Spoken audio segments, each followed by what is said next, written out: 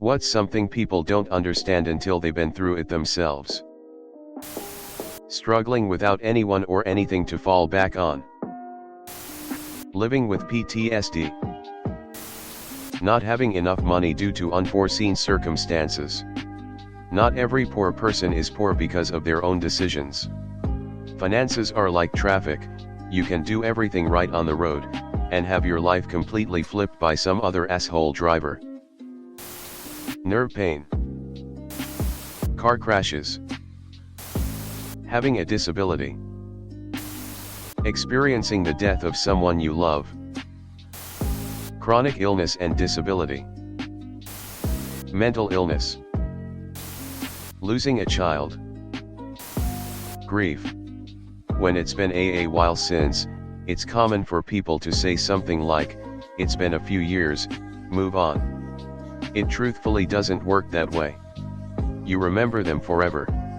And even when times after are extremely good and happy, a little part of you is looking in that empty corner. Don't say the move on thing to grieving people. It truthfully is great that you don't relate. Grieving people don't want you to try and relate. They're in the middle of a process that, at least in some ways, lasts forever. Having a kidney stone. Being with an abuser, mentally, physically, or both, and how hard it is to leave. Chronic debilitating illness and disability. How quickly life can change permanently without you doing anything wrong. Depression, actual clinical diagnosed depression. If I had $1 every time I had to explain to someone it's not just feeling sad, bro, and can get over it just like that, I could retire. Cancer. What it really means to go through cancer treatment. Homelessness. Nothing prepares you for it, no amount of knowledge about resources, street smarts, etc. prepares you for the devastation that is homelessness when you're not mentally ill or high to the hills. You quickly learn all the resources we like to lie to each other about and pretend those lazy bums have are a crock of shit. Shelters are dangerous, filthy, abhorrent places, understaffed and simply don't have the funding to do much good. You can get food assistance, but that's about it. Everything is a waiting game. Rapid rehousing in most of the country isn't rapid. Y'all be on a waiting list forever, and when politicians want to save a few bucks or show how fiscally conservative they are, guess whose funding gets cut first? Never mind the trauma of never having privacy, a bathroom, a place to sleep safely, a place to keep any belongings without them being stolen, the constant threat of being robbed in your sleep or assaulted if you're female, or maybe some teens feel like pelting you with eggs, etc. Super high stress events. People, even me at times, will say that they will do something or how they will react to a super high stress event. I work in a career where you can be sitting at a table and chatting with co-workers and the next second, you have the largest adrenaline dumps of your life.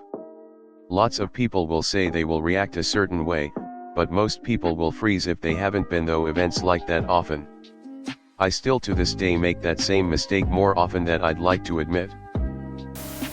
Sexual assault. Depression and anxiety. Working in customer service. Anxiety or the anxious feeling of something bad always feels like it's going to happen, and imagining things before they even happen and not being able to cope. Addictions. Pretty much anything. If you have a modicum of empathy, you can imagine, probably inaccurately, but I don't think you can truly grasp what it's like to experience anything until you have. Isolation. Having a potentially life-changing situation, and having no one to turn to for assistance, or even a different perspective, let alone sharing the heavy lifting. Having real OCD. That first night your newborn sleeps the entire night. You wake up well rested and then panic because your kid hasn't needed you in like 8 hours. That's unheard of. Something must have happened and now you must panic. So you quiet run to the kid's room and lift up on the doorknob to open the door quietly so you can peek in and check, and there they are sleeping perfectly fine, their chest is moving as they breathe, and everything is cool. How unprepared you are for a physical fight. Most people way overestimate their abilities.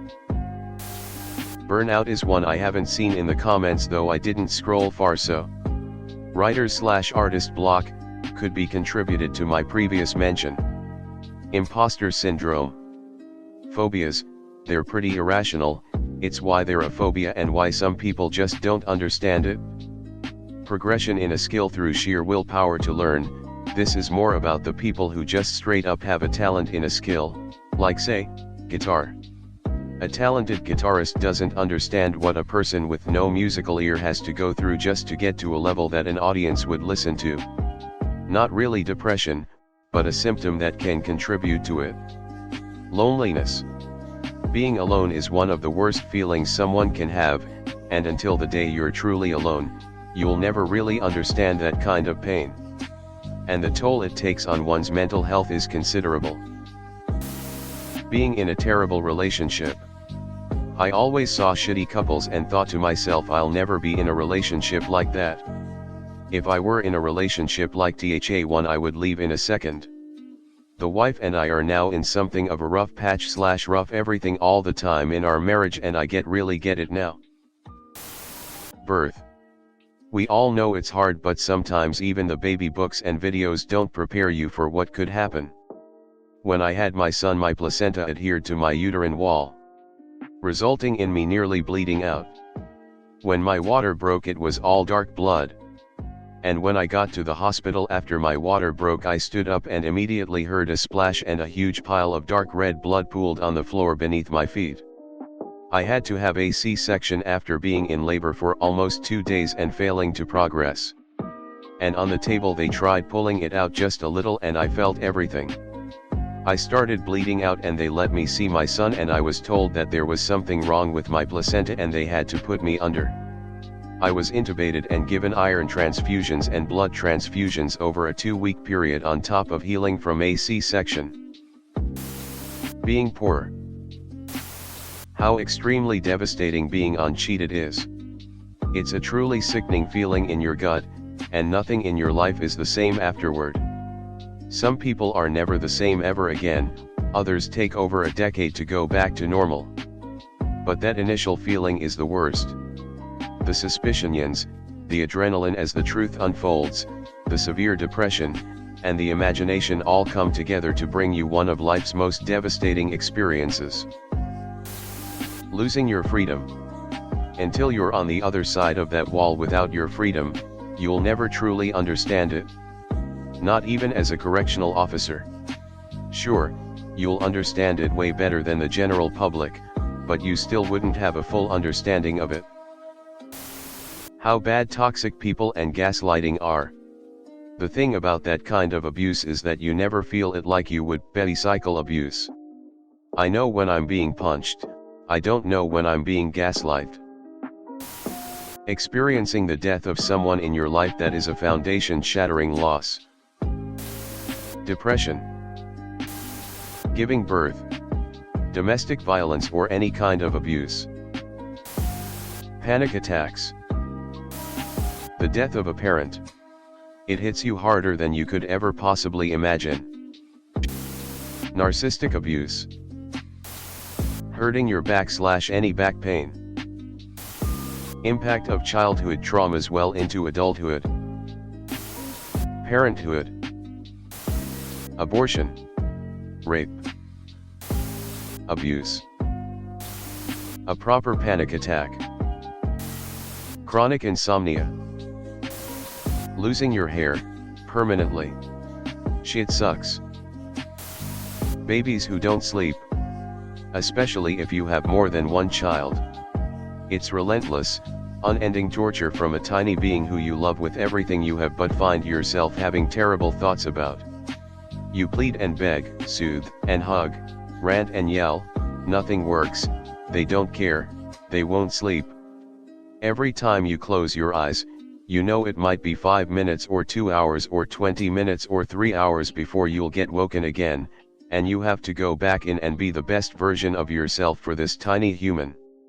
If you have other kids, you then wake at daybreak. If you've slept at all, and then your other little ones wake, who also need you. It's not their fault you're completely deranged from the nightly torture, they need their mum as well. Be on your game or struggle with the guilt, exacerbated by your exaggerated emotions as you're just so tired.